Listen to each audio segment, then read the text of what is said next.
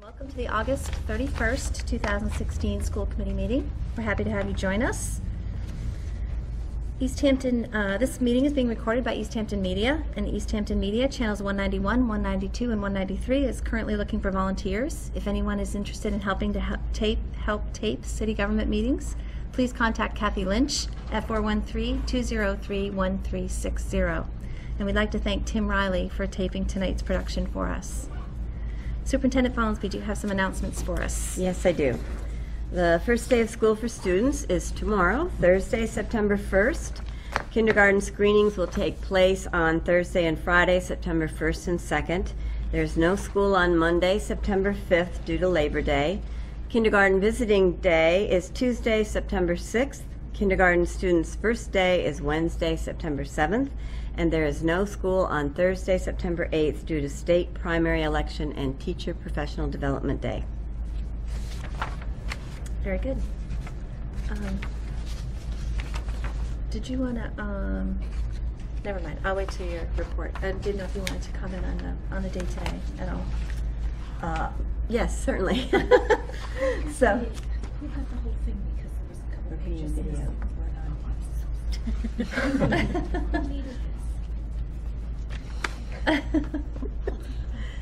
This is a summer school committee meeting, so I guess it's not going quite as smoothly as our regular school committee meetings. Yes, Deb Lusnia, I would like to comment on today. We had the second day of our teacher professional development days. And yesterday was the first day where teachers met in their buildings and had professional development. New teachers got to meet the veteran teachers and got to know each other and their buildings and their administrators. And today we had a session with everyone in the district. Deb Lusnia was there to say a few words to our staff, as was the mayor. That was wonderful. And so the whole morning was a full district meeting at the high school in the auditorium, and in the afternoon the teachers went back to their schools for the remainder of the day. I think the energy was great this morning. Everybody seems enthusiastic about starting the new year. We have a good number of new teachers and staff members this year, and so we're very excited to have them join our community here in East Hampton, and we're looking forward to having a great year this year. And I don't know if you wanted to say anything else. You were there briefly. Yeah, it was exciting. It was nice to see everybody all together and all the enthusiasm and energy for the coming year. And it was, I thoroughly enjoyed the opportunity to be there, and it's very exciting. Did you also want to mention the barbecue last night? Oh yes, the freshman barbecue really great. at the high school. That was wonderful as well. A tradition that the high school has every year. They invite the parents and their freshman students to come for a barbecue at the high school. And that was very well attended. The mayor and I were there, and Deb Lusnia, and lots of freshmen, some looking a little nervous, but it was really a great affair and lots of positive energy. Did you want to add any comments, Mayor? No, I agree, though. The minute you walk in the door, you could feel the energy and the excitement, whether it's nervous excitement or excitement. It was well attended. Very well attended. And most of the staff are there, so it's great because you get to mix and mingle with all the teachers, and they want to get to know new kids. And they're, I don't know if you just said this, but they give tours of the building. And yeah, it's awesome. I just wanted to mention the East Hampton PTO put on the kindergarten play dates, and there were 3 of them the last 3 weeks, and yesterday the kindergarten teachers were there. They made an appearance, so it was really nice to meet all of the families coming in, and all the excitement with the kindergartners coming into the new school. So I heard that was well attended. well attended. There's a lot of really wonderful families in the community. Awesome. Yeah, Very excited to have our new families join us. That's great. We appreciate the PTO doing that. It's wonderful. Yes. yeah. Huge. Really successful. That's great. Thank you. Okay, moving on. We typically discuss any correspondence at this point in time, but we don't have any correspondence this week. Okay, and we don't have any gifts this week. So we'll be moving on to our public speak portion of our meeting. At this time, we invite anyone who might like to come speak to us that's not currently listed on the agenda. We invite you to do so and come to the podium and state your name and where you're from. If anyone would like to do that, this would be the time to do it. Okay, I guess no one would like to do that. So we will move on to a special presentation that we have from Alice Wanamaker, one of our Whitebrook Middle School students. And she is going to speak to us about I am assuming, about the Whitebrook Middle School dress code. Yes. Okay. We heard from Alice back in the spring or early summer about the dress code, and this is a follow-up presentation from her.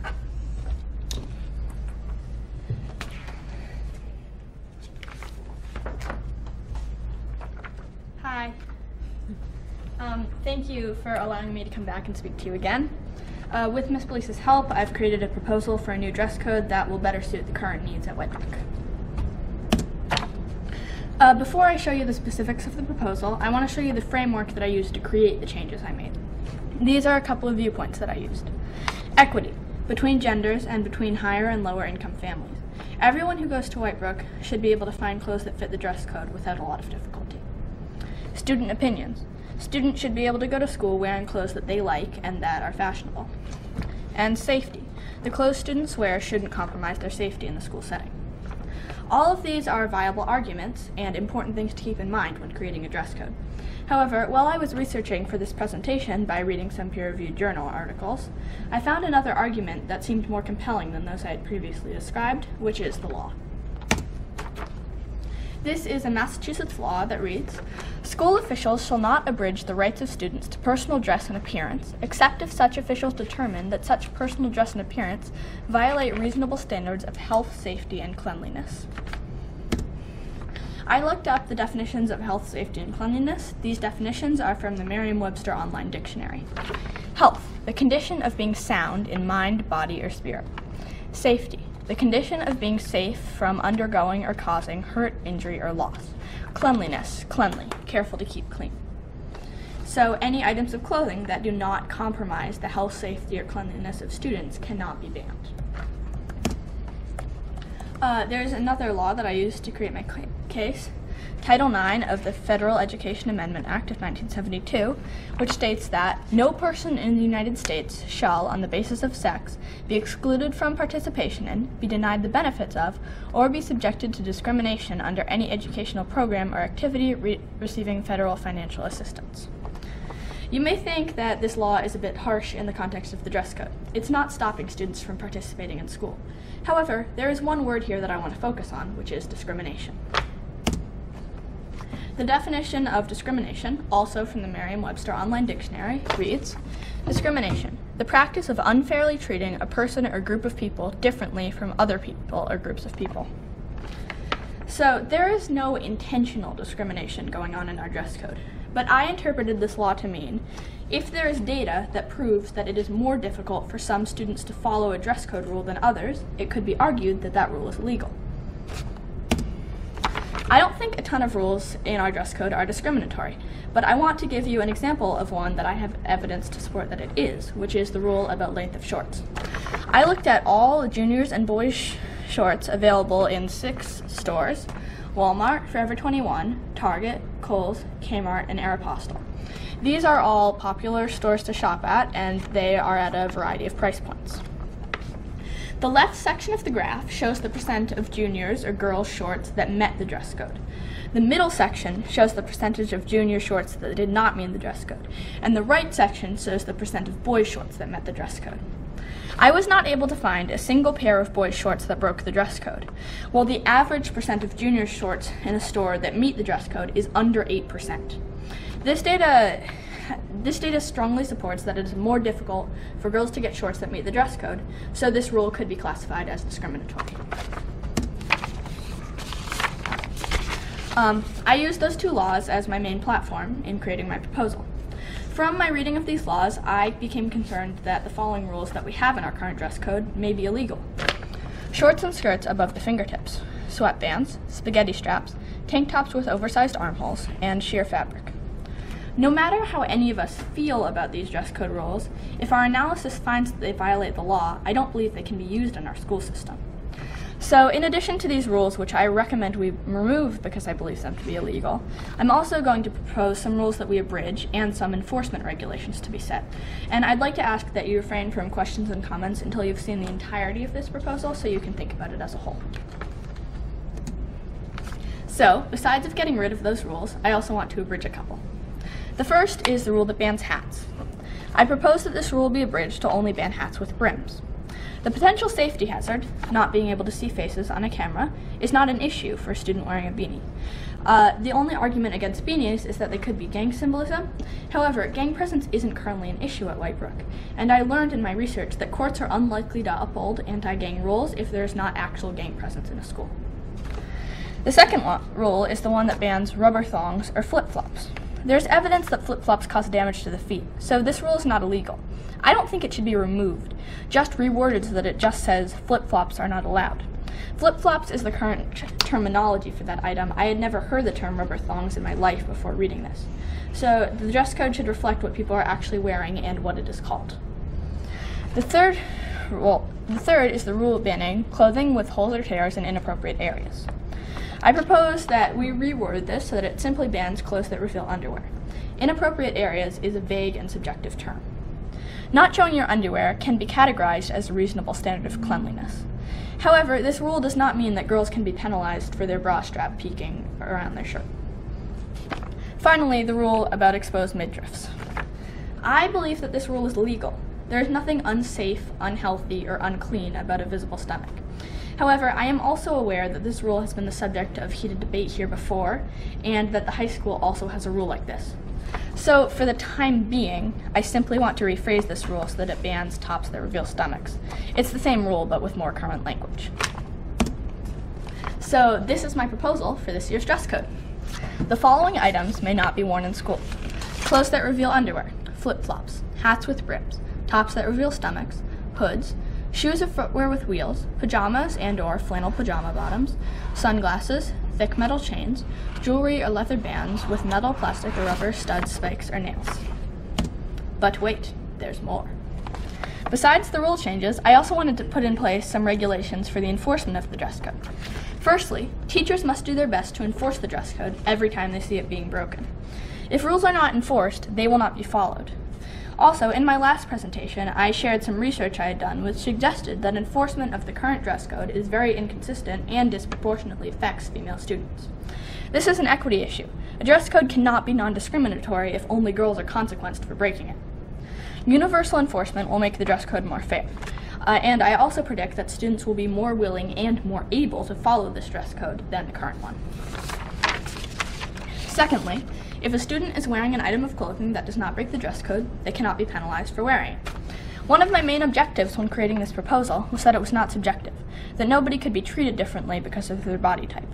In order for this to work, students can only be penalized for wearing items that break the dress code, not just items that a teacher thinks is inappropriate. I also wanted to make sure that consequences for breaking the dress code would not remove students from class. Obviously, there should be consequences for breaking rules, which I'm letting Ms. Belize come up with, but breaking the dress code should not interfere with students' abilities to learn. And finally, the dress code should be updated on a yearly basis by a team of teachers and students. Fashions change very quickly. Maybe something that was an issue in the past will stop needing a rule because nobody's wearing it anyway. Or maybe something will become an issue that wasn't in the past. Regardless, the dress code should be reviewed yearly by both teachers and students. And this year, I'm planning on working on creating a framework to use to review it. So this is the entirety of my proposal, but I wanted to address another topic that you may or may not have been thinking about, the exposed stomachs rule and the high school dress code. When I started looking at East Hampton dress codes last November, White Brook stuck out to me. It was the most conservative, and it affected me the most. But as I've learned about these laws within the last few months, I've discovered that the high school dress code is also problematic. I didn't have the time or the data to try to change the high school dress code after I found that out, which is why I'm leaving that rule in. But one of my enforcement regulations is that the dress code be updated yearly, so I am excited to continue my research this year with the high school dress code.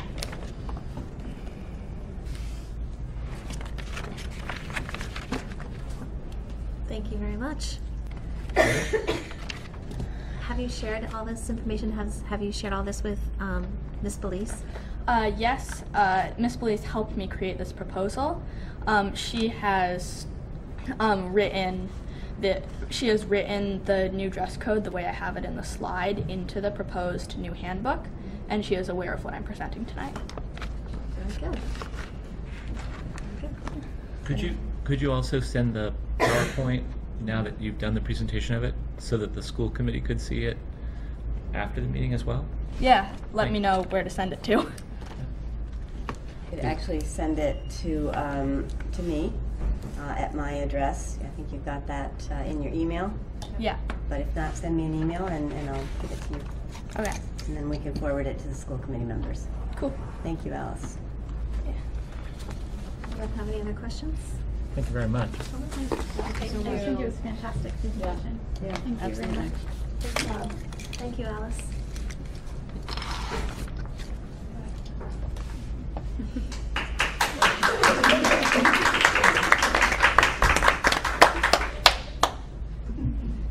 Okay, we'll be moving on to our subcommittee reports. Just as a side note, and I should have said this while Alice was up, but I don't know if she'll recognize the name. Her parents may, but Mary Beth Tinker also adds her applause to your presentation. You may remember the name Mary Beth Tinker from the Supreme Court case in the 1960s involving student dress and student freedom of expression. And I had the occasion to meet her this summer and work with her, and I shared the essence of your proposal, and she applauded your initiative. Yeah, can I ask a question? Sure. So, like, what's going to happen with this next? Like, is the new dress code going to be used this year? Is that something that's being decided? Well, we're going to be reviewing and approving the handbook okay. this evening. So, yeah, so the handbook will be approved tonight. So if the dress code's in here as you have presented it, that will be under discussion and review for vote this evening.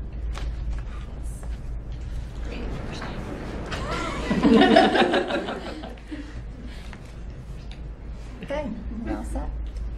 Very good, thank you again. Okay, Finance Subcommittee. I don't believe we've met.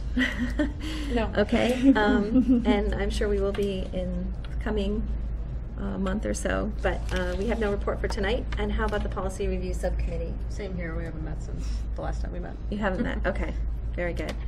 And we don't have a collaborative update because our collaborative representative is not here with us tonight, Cynthia. So we'll move on to the superintendent's report. And before we do, if I could just mention to the policy subcommittee that I did have a request from a parent to review our kindergarten entry deadline for date, birth date, and to review it. So I would just request that perhaps you put that on your next agenda. Yeah. Okay. Okay. All right, so student handbooks first. Sorry, can I interrupt you for a second? Sure. Was there something in particular that they wanted us to look at, or was it just to like review that policy? There was something in particular, but I think probably when we meet as a subcommittee, We can talk about it then. we can go over that. Cool.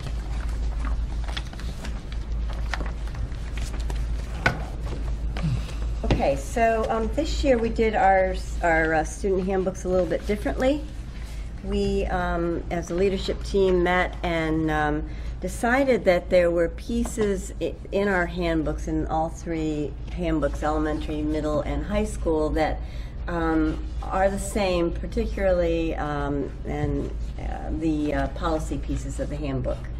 And so the leadership team principals thought that it would be helpful to have those the same, the exact same in every single handbook. And that way, too, the policy section can be changed relatively easily from year to year. We had talked at one point about doing one handbook. There are some school districts that do one handbook with everything that's common, and then they add a couple of pages for the different schools. But that seemed a bit more than we were ready to do this year. So what you have are three handbooks. The beginning of each handbook is the common piece for the handbook, and then following that is the piece that's specific to the particular school. The parts that are different, and particularly in policy, that's what I would direct you to, are the first parts, the common parts, and they're highlighted in yellow. So we've also added new teacher members of schools and of our district central office as well. The first policy that the policy subcommittee approved, and it's a policy that was changed at the state level, is the alcohol, tobacco, and drug use by students prohibited policy. This policy is changed to also include e-cigarettes, vapor, and e-cigarettes, so they've expanded the policy to be more specific about what is not allowed on school property. The next one is the parent appeal process. This is a policy that did exist in our handbook, but in our policy book rather, but was not in our student handbook. And we did have some parents who had some confusions about the appeal process if they felt that there was an issue that they wanted to appeal. So we thought it was important to add this to the student handbook. In the case of the parental appeal process, it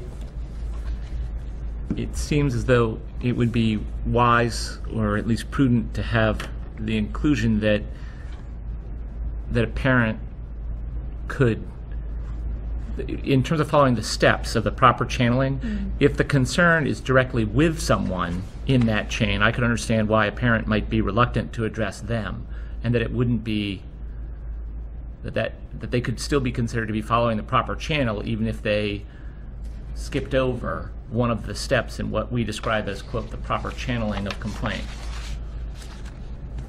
Well, I think that this is to try to, and quite honestly, this is the policy, the school committee policy. So I just took it as it was written in our policy handbook and put it into this document. So if the school committee would like to, that could be something that could be addressed at the policy subcommittee level too, right, to revise this policy. But for now, we thought it was important to include what was currently the policy to help allay some of the confusion for the steps to take if there's a complaint.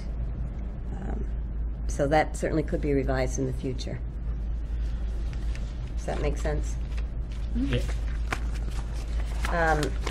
The next one is the student absences and excuses, and that includes the student absence notification program.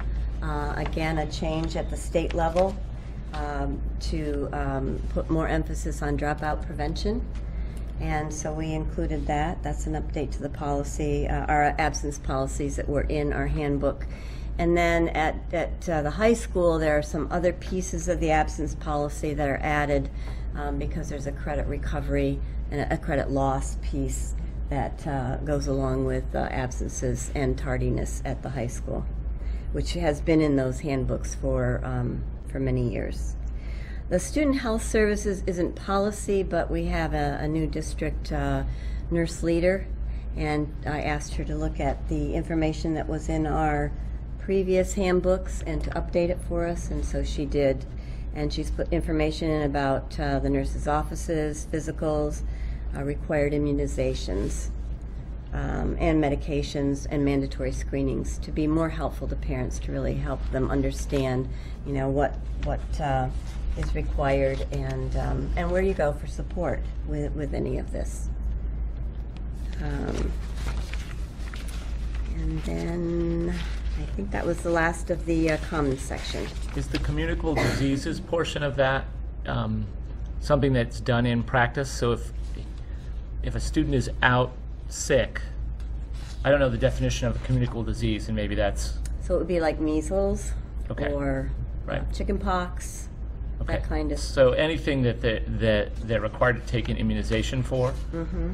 if they have that before they can return to school, they have to go through the school nurse's office. Right. Okay, but that's not in the case of someone who just has a cold that might still be catching. I'm just wondering about in the times of the year when lots of kids are battling various bugs, that would be overwhelming to imagine the nurse's office trying to pre-clear all of those students. Yeah, no, it's for any kind of communicable disease that could be easily beyond the common cold, communicated to other schools or other students in the schools. Any other questions on that section? And so then, our first handbook is the high school handbook. And are there any questions on any of the changes in the high school handbook? One of the things I just wanted to share with the rest of the committee is, I shared this with Nancy on the phone earlier, that I noticed that the information about the school committee, the messages from the school committee are old. They were from years past and not the current message that we had worked on last year to put into the handbooks.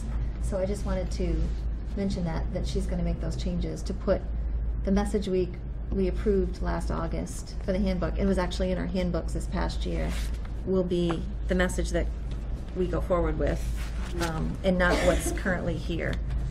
And also on the listing of school committee members, it lists all of us as our terms expiring in December of 2016, and it should be obviously 2017.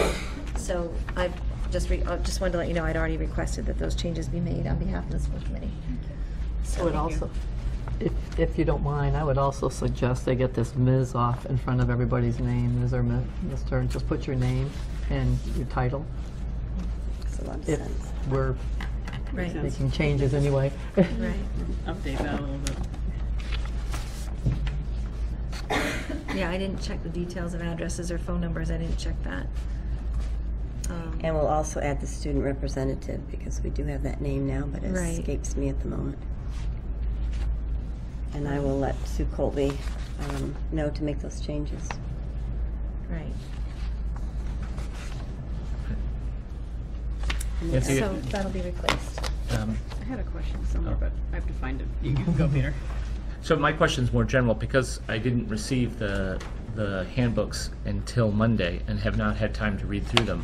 I'm just wondering if you can highlight any of the other significant changes. I can scroll through and see some of the items that are highlighted that look like simply cleaning up verbiage. Are there any substantive changes in the high school book other than The only one I think that I would point out to you is the requirements for graduation, the 12 credits of social studies.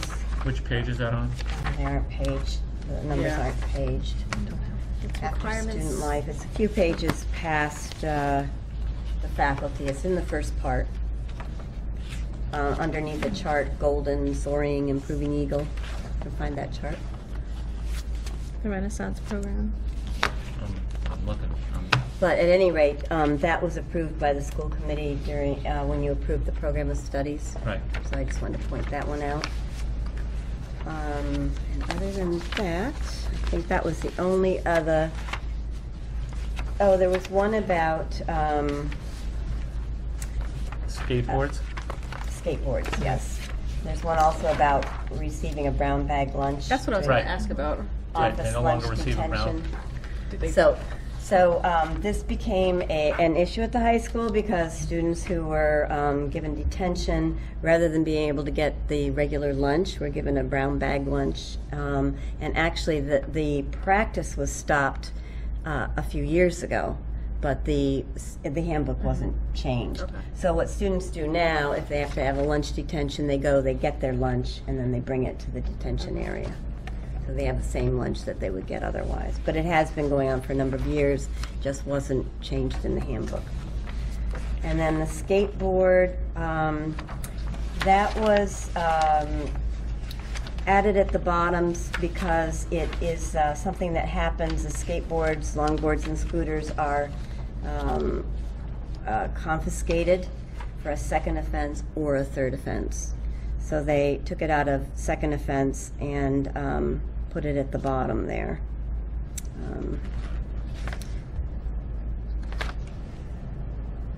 So they're being a little bit more lenient, and it's after the third offense that it's confiscated. No, actually, they. Doesn't it, I read it as After they can second take offense. Go ahead. I just thought, and again, having just now read it, I read it as that if the student says no, it doesn't matter which offense, Right. right? That's right, If- that's if correct. they ask That's for correct. the, right. Sorry, that's correct. I was just talking with Principal Burke today about this, so I had it clear. And then there's disciplinary action. The last part is if the student refuses to give over his or her skateboard and so forth, then there's disciplinary action. Does that make sense now? right, that would be the high school. White Brook, I think, was primarily, but we should look about dress code, because I Dress just, code reflects exactly what Yeah. Alice proposed, but it's not highlighted. It's not highlighted, but it is exactly the same thing. okay. So I don't think any of us thought any changes were occurring. The only Yeah. thing that's different than what I saw up there was that it says that it will be reviewed on a yearly basis. The one in the handbook says it will be reviewed on a yearly basis. And what I got out of the PowerPoint was that it would be reviewed on a yearly basis by a committee of like students and teachers, I think is what it said. Where is it in the handbook? It's like page 38-ish, Gotcha. but Thank it's you. none of the pages are numbered, so you're gonna have to count. Well, my PDF, which is how I've got it, has pages, so I'll try Yeah. that ballpark. Thank you. The pages are also slightly in the wrong order in that section, but I figured it out. They're all in there. They're just Yes. not quite sequential. And this is obviously the draft, and it will all be put together Yeah. in the right order, and once everything has been changed, and there'll also be a table of contents. That will be done tomorrow, so that they're ready. Yeah.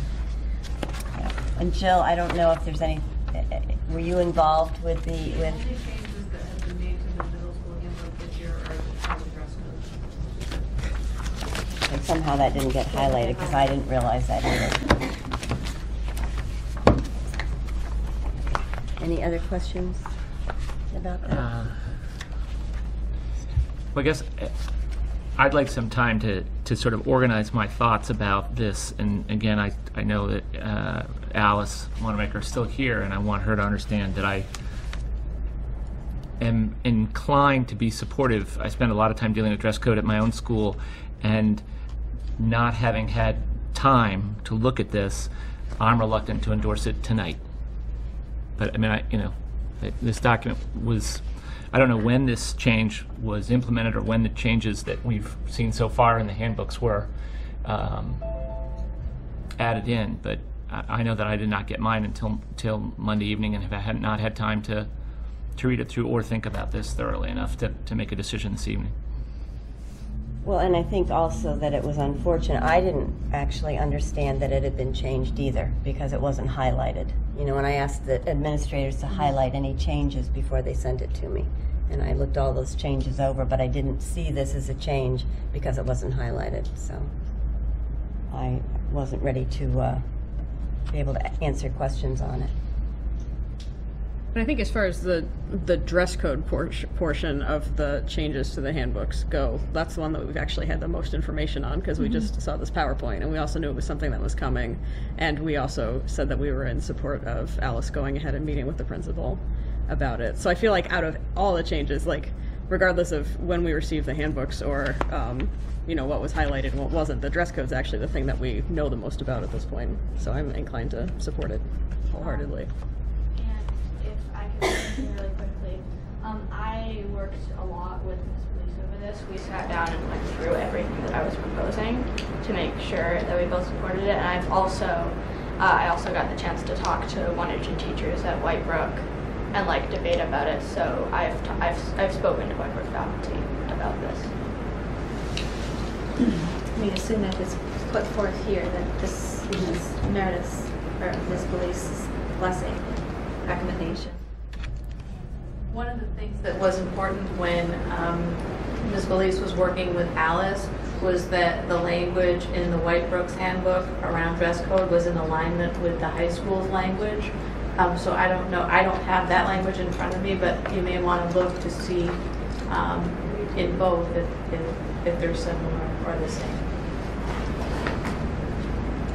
I will check that out. Hold on. Too many open documents. Okay. I know. Scrolling.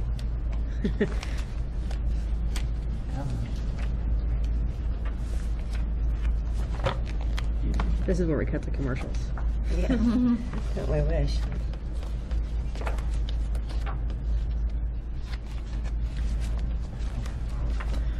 So, Dress and grooming before honor roll. dress and grooming. Yeah, this is the language if I remember correctly, there's some overlap with the changes that are now present in the White Brook dress code, but there's some legacies of what existed before and has been modified. Can you, do you have on your PDF what page-ish that is? Yep, hang on. I think I'm around 38. Okay, cool. It seems like the one omission that might be significant is about filming with obscenities. I don't know if the White Brook dress code as written would prohibit teachers from being able to enforce that. Right, and this is the first item in the dress for the high school, addresses some of what you said. Right. And again, I'm sorry, I would have compared it with their previous dress code had I known that this was, the change was already in here. And I don't know whether the previous dress code addressed that or not. I can't tell you that tonight. So. I think it did, as I recall, but I could be wrong, but I think it did. So then, with the changes on it, I believe that there was a Did? rule about that. If there had been, I wouldn't have moved it. I don't see a reason to remove that rule. And if you would like to add that rule back in, I personally would be in full support of that.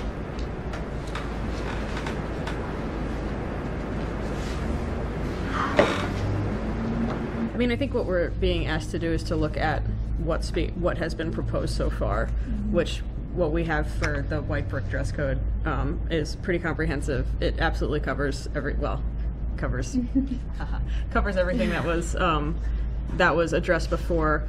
I don't remember what the policy said before either, but I do know Alice has shown us that she's incredibly diligent about the work that she's doing, and I feel like if there had been something about obscenities in there, it would have been covered. I'm also in support of adding something in like that, if that makes sense, but I would be okay with moving forward with the discrepancies between the high school and the middle school dress code, knowing that they're both different schools, and also maybe with the idea that we relook at the high school dress code in the next year or two. And I would like to let you know that I was focusing on the White Brook dress code this year because it was the one that affected me, and it was also the one that seemed the most problematic. But with the knowledge I've gained with this specific presentation, I am planning on reviewing that dress code in this coming year. Absolutely, that's great. That's awesome. So, it's always fun to talk about live and on TV, but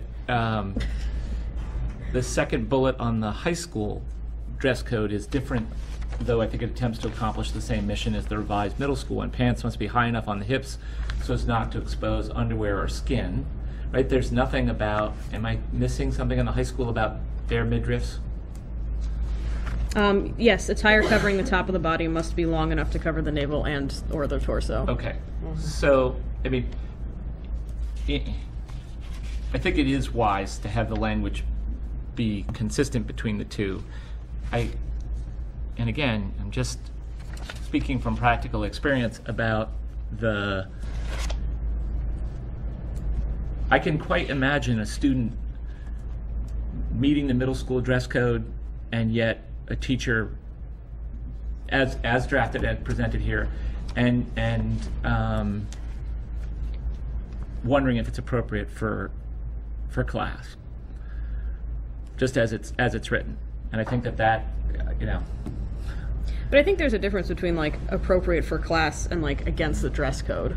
You know, I mean, like at my job, there's an understanding of like what's appropriate to wear to work, and then there's also a formal dress code. You know, You do have a dress code? yeah, we do have like a formal dress code, but it's all safety related. You know, so. But there is kind of an understanding about like what's appropriate versus like what's written down as part of the formal dress code. You know, I feel like that's a common thing. I think one of the things that I really like about the new middle school policy is that it removes a lot of the subjective kind of value judgments that could be seen as racist or classist or sexist and have been used in those ways in other places, and I'm sure in East Hampton as well. So I think that's a real strength of the new policy or the proposed policy.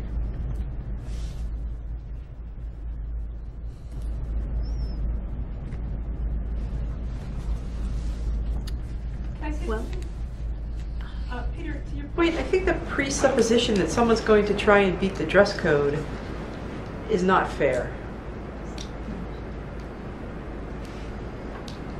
I disagree, respectfully. I just have to interrupt. Just to Robert's Rules of Order, we're not really supposed to be engaging sorry.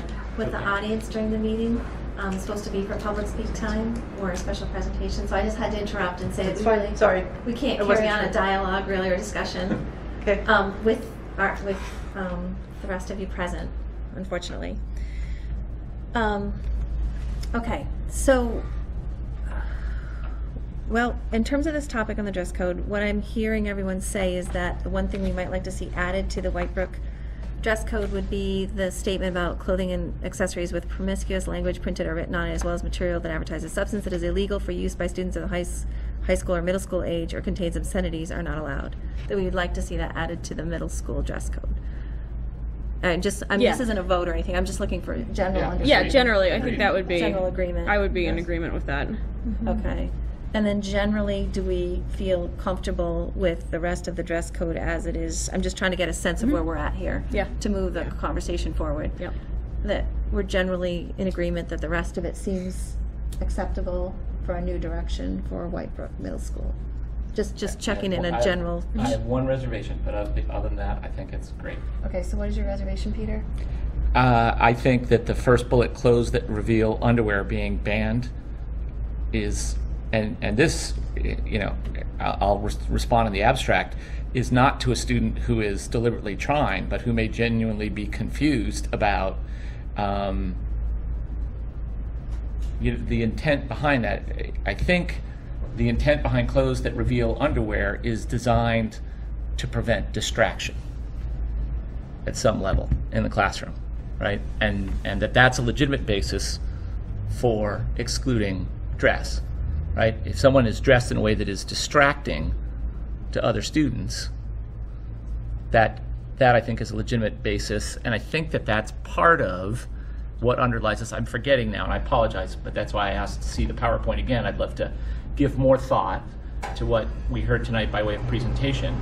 So that, you know, it's just a matter of time to think of it. I think that this is well intended, and I think that the information that Alice presented about the difficulty, particularly for students who choose to wear shorts, boy or girl, if they're wearing shorts that are designed for girls, it's, as the data shows, highly problematic to meet the current dress code, right? And I think that I would love to have heard a little bit more about the rationale behind that. So rather than speculating about why that was put in the way it was before, so I just come back to time, right? I mean, I knew that this conversation was coming. I did not know that it would be a presentation for us to vote on tonight less than 48 hours ago. And so with all due respect to my colleagues and to the folks here, I feel like I'm, sure, it's fine. I have a hesitation. I'll abstain rather than endorse something that I don't think I've had time to thoroughly understand the rationale behind, because it's a policy change, and I think that's okay. So, I don't want to use everyone else's time debating to reject this, but Well, if Principal Belize has looked at this carefully and approved of it, in the hypothetical situation where 3 months into the school year she discovers that this dress code does produce some problems, Dress code discipline, anarchy. is there any procedure for changing mid-year? Certainly. Then in that case, I would feel very comfortable moving forward with Absolutely. these changes. Yeah, I would too. Mm-hmm. I think there's been a lot of thought put into it. Absolutely. The only other significant difference I see between the two, just to throw out for discussion purposes, is the strapless tops are prohibited at the high school, and we're not specifically prohibiting that in the middle school. It's kind of significant for females and clothing options.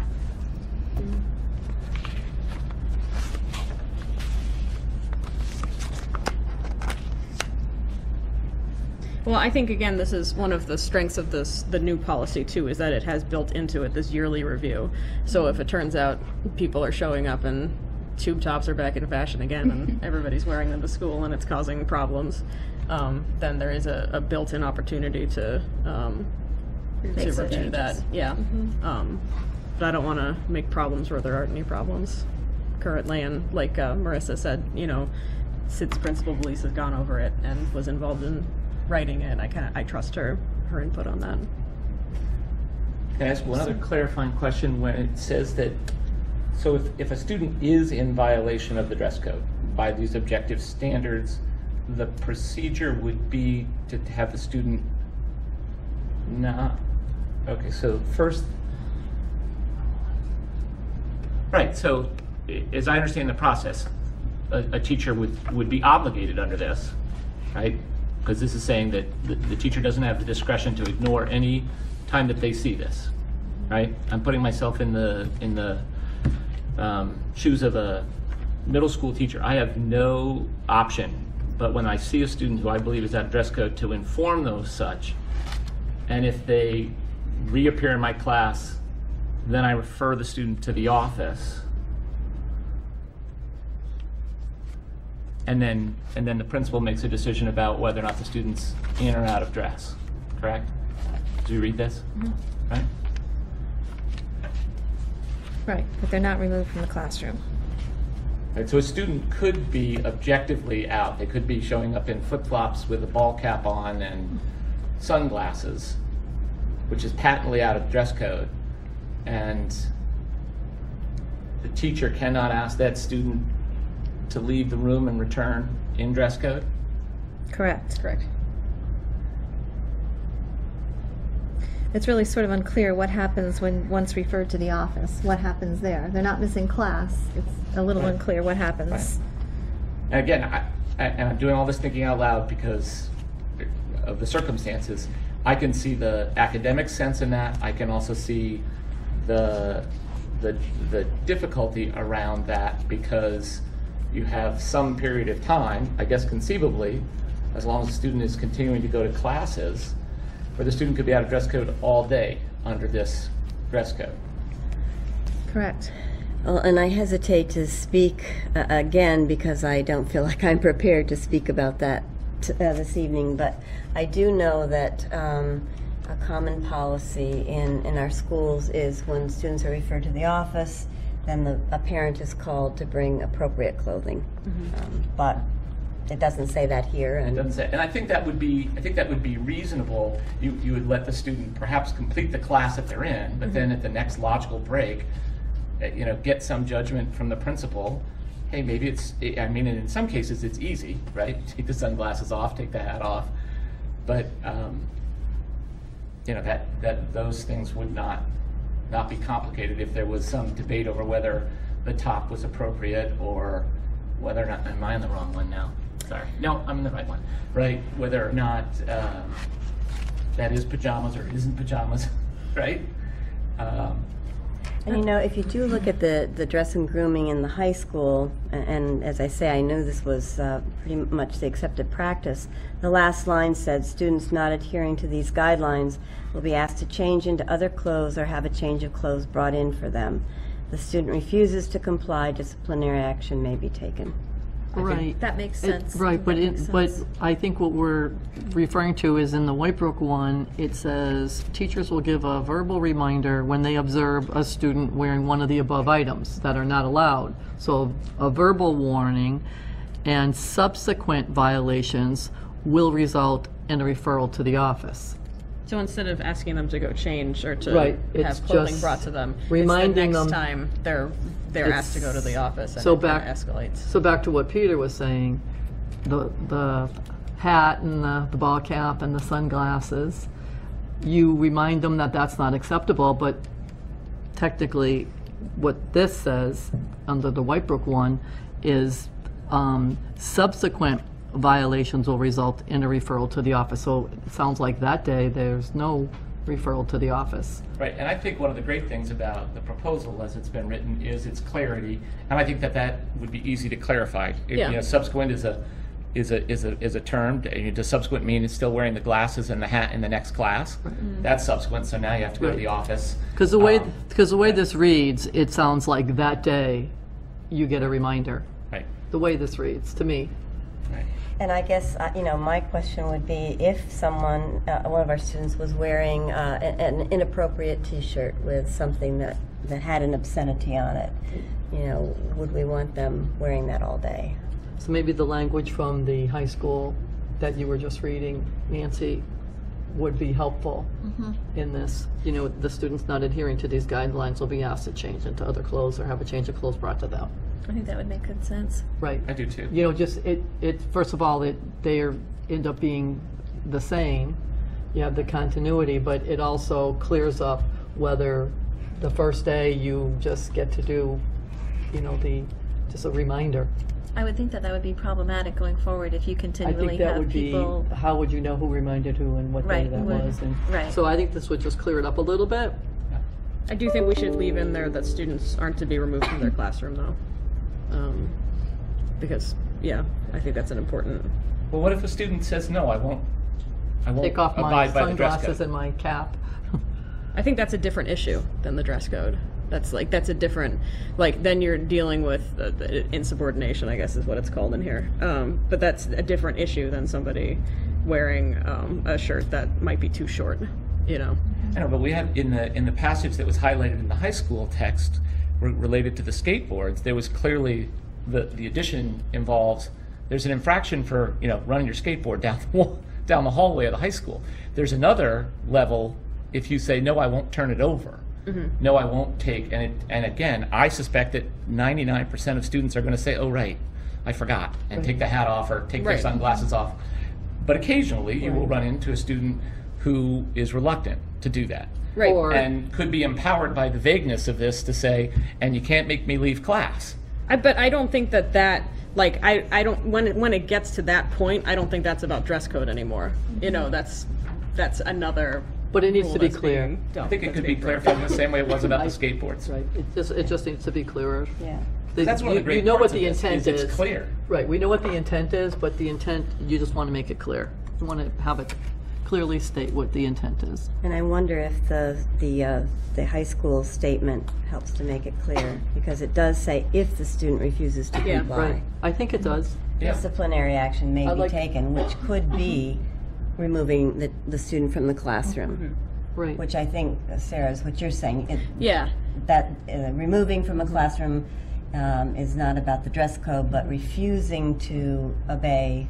Because to put it in context, what's happened kind of on a more national level, the stories that I've heard, not from East Hampton, but from other places, are generally young women and girls who are in class who are wearing shorts that are considered to be too short and then are asked to go and change, and they miss that class while they're going and changing. That I see as a problem.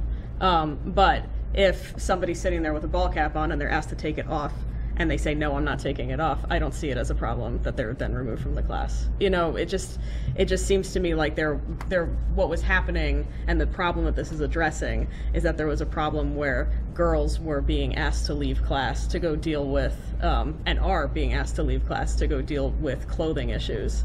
And and they're missing class disproportionately because of that. That's what it's addressing. So I just want to make sure that we have kind of the spirit of that, and also we make sure that people aren't being kicked out of class for. So in other words, if they have something that doesn't adhere to the policy, they're able to remain through that class And then go change. and they have a then break. get their Yeah. clothing. But how much time do you have between classes that you might not?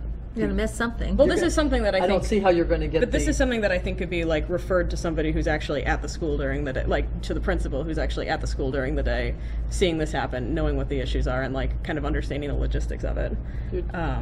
I think if you're changing your clothes, you're going to miss some part of a class somewhere along the line. Right, but I'm saying I just want to make sure that part stays in there to some extent. That's very important to me, and I think it's also important to anybody who's involved in education. That's a problem at any school, so I'd like for that to stay there. But I'm totally fine with referring that back to Principal Belize and taking another look at it and kind of seeing how we can clean it up and make it a little bit more straightforward and easier to interpret. I guess I'm part of the group that's problematic for you then, Sarah, because I do not see the problem in saying to a student, you're not in dress code, come back when you are. Well, we can disagree on some things then. Right, but I guess I would say that I still do care about education, because that was the piece. I understand that there are objections that you have. I wouldn't describe people who share the viewpoint that I just expressed as. I don't think I was describing you that way, Peter. I would advise you to not take that too personally. Okay. Okay, well, we brought out some of the issues or concerns we have about that particular dress code. So, do we want to continue on with the rest of the handbook? Sure. And then, I think we do need a decision, though, about whether we're going to approve the handbook as it is tonight, or we're going to send it back to Principal Belize to make that, to clarify that piece of the dress code. okay, so do you want to? Because we need to get these handbooks out to our students. Okay, so I and their think we're all in families. agreement we want some modifications, clarity. Yeah. Correct? Right, I think just like we were saying, adding that extra, what's in the high school, that really adds some clarity to it. In a few places. Yeah. Right. So, Well, specifically the piece about the obscenities and the direction regarding what happens when someone doesn't adhere to the guidelines. Right. Correct. all right, so here, I'd like your guidance on this then as well. If we are asking Principal Belize to go back and revise the handbook, then it would have to come back to you for approval, which means that it would be that much more delayed going out to families and students, because our next school committee meeting is September 13th. And I'm just bringing that up as a possible issue. Or what we could do is put the old policy in and then revise it after the. Or could we just make a suggestion, or part of our motion, part of our acceptance, that we accept it with those these- changes? Yeah, by adding, and really all you're doing is you're adding the things that are already in the high school one for clarity. Again, the one about the promiscuous language, and also the one about not adhering to the guidelines. It's almost like the first one, Adding and then those two that you. right, and would that be doable? We could approve it with the understanding that these Two pieces would be changed. these will be added to, also the White Brook for clarity purposes. Then the only other piece is the enforcement of regulations. It seems like we need I would like, more clarity on I would that. like to, instead of just copying what it says in the high school handbook and putting that in there, I think I'd like to get the principal's feedback on what would work best for that particular school and with those particular issues. So, what we could do is just let parents know that the former handbook is still in effect until the new handbook is approved, which would be at your next school committee meeting. Okay. Would that work? That's fine with me. Yep. So just the enforcement regulations, if you could share with Principal Belize, I guess, I know, I understand what you're saying, Sarah, and I appreciate that point. My only concern is, as Mayor Cadger pointed out, that for teachers to just verbally remind someone and then have the kids violating the dress code the whole rest of the day, I think it might create an environment that becomes incredibly difficult to manage, because you never know who's been reminded and who hasn't, and you've got potential violations walking around all over the place. And it doesn't seem to be a real clear approach in terms of enforcement.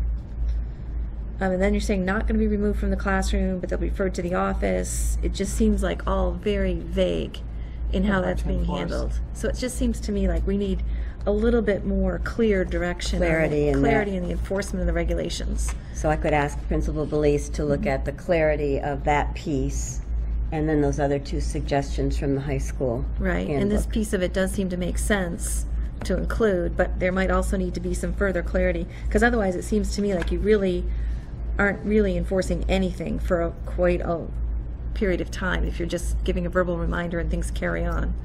I mean, that could happen everywhere, every day, all the time.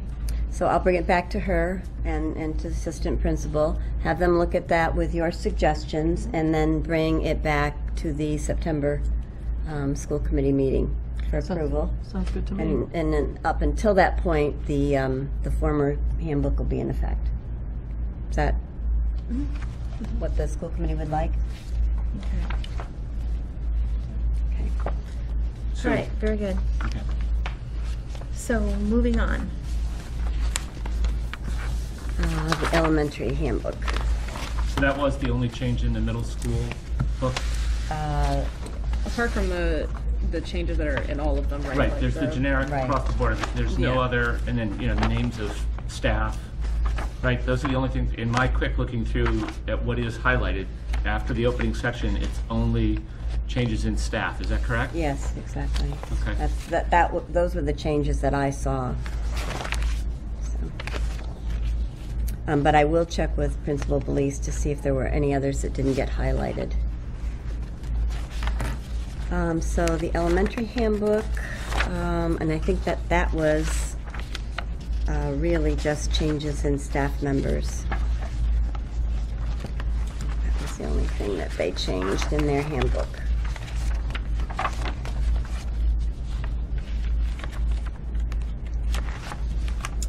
One thing that's a little confusing is, on the Whitebrook one too, on the staff members, that you have a new school nurse, but it's Right. the old school nurse's email address.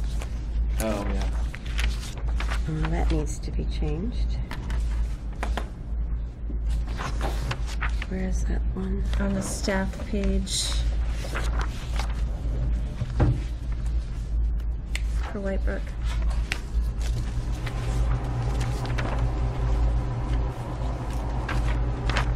Oh, right there. Okay. Thank you.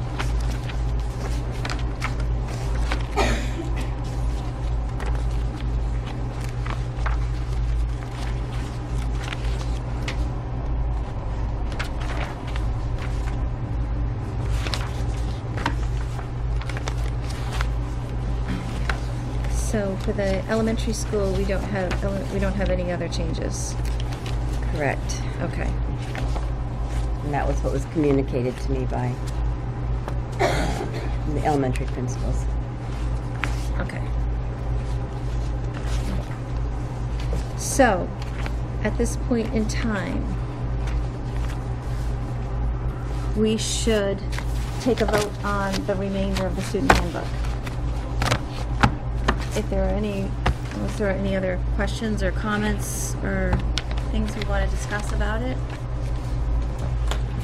Any other questions, comments, No, I think concerns? it's pretty straightforward.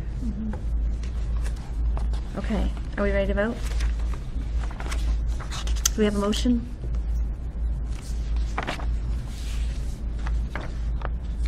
What? Do we have a Oh, motion? I thought you were starting a sentence. So do we have a motion?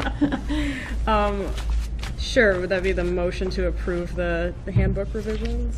Or do we do each handbook one at a time?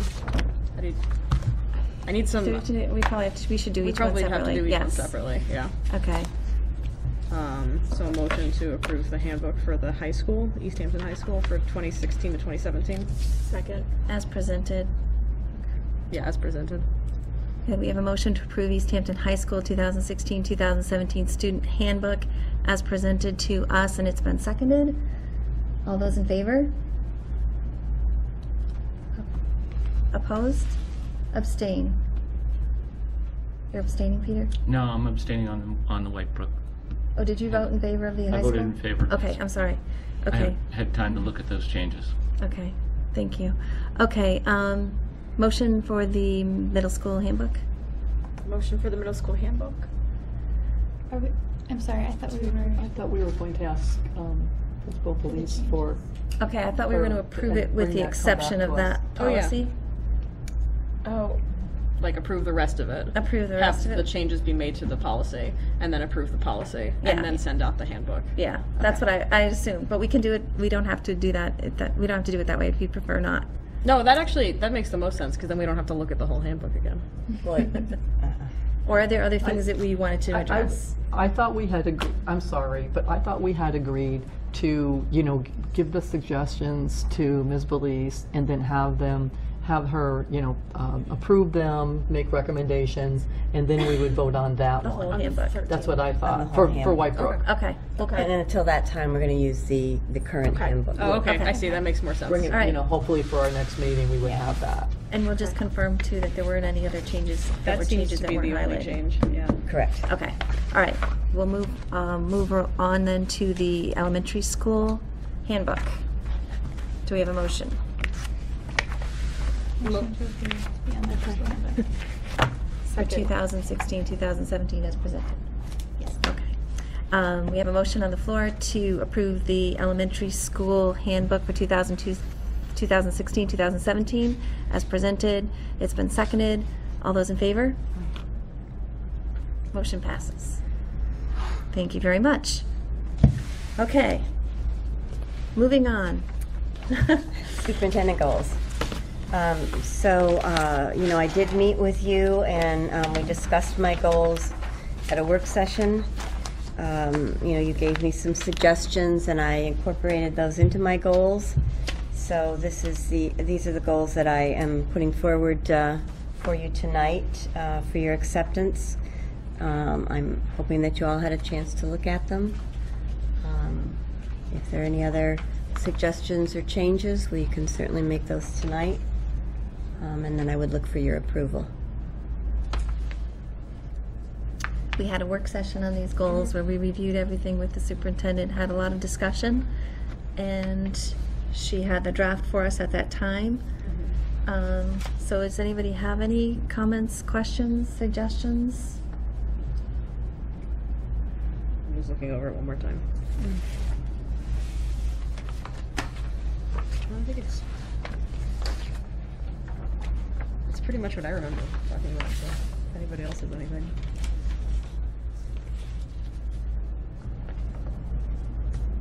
Okay, are we ready for a vote? I'll make a motion to approve the professional practice goals as submitted. A second. Okay, we have a motion to approve Superintendent Follansbee's goals for 2016, 2017. It's been seconded. Any last minute discussion? All those in favor? Motion passes. Thank you very much. Okay, we have warrants and payroll. Quite a few. So for payroll, I move to approve the school payroll dated July 21st, 2016 in the amount of $475,120.12. Is there a second? Second. There's been a motion to approve the school payroll dated July 21st, 2016 in the amount of $475,120.12. It's been seconded. All those in favor? Motion passes. I move to approve the accounts payable authorization for payment dated September 1st, 2016 in the amount of $181,759.44. Is there a second? Second. There's a motion, it's been seconded to approve the accounts payable authorization for payment dated September 1st, 2016 in the amount of $181,759.44. All those in favor? Motion passes. I move to approve the school payroll dated August 4th, 2016 in the amount of $307,770.34. Is there a second? There's been a motion and it's been seconded to approve the school payroll dated August 4th, 2016 in the amount of $307,770.34. All those in favor?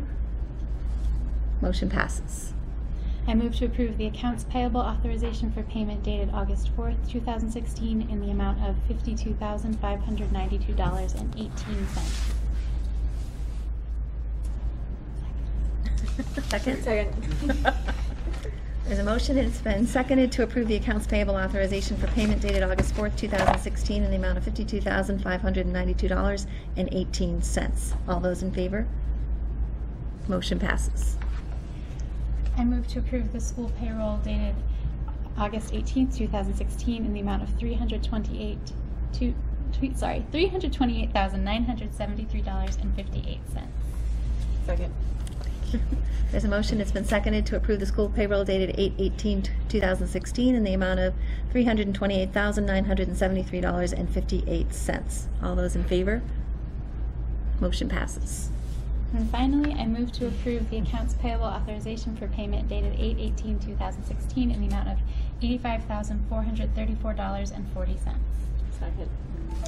There's a motion, it's been seconded to approve the accounts payable authorization for payment dated 8/18/2016 in the amount of $85,434.40. All those in favor? Motion passes. And I do need signatures from people before we all leave. Just so you know, we have representatives that come in and review all the accounts payable information weekly, line item by line item, before we vote on that tonight. So that sort of research and detail, attention to detail happens. Okay. And we have honored the payrolls from August 4th. Yes, people are still and getting August paid. 18th, yes. They have been paid. A motion that we open one school choice slot for grade 6 at White Brook Middle School. Second. Any discussion? All those in favor? Motion passes to open the school choice slot for grade 6 at White Brook Middle School. Motion to adjourn. Second. All those in favor? Plenty for that one. All those in favor? Motion passes. Thank you very much. Thank you.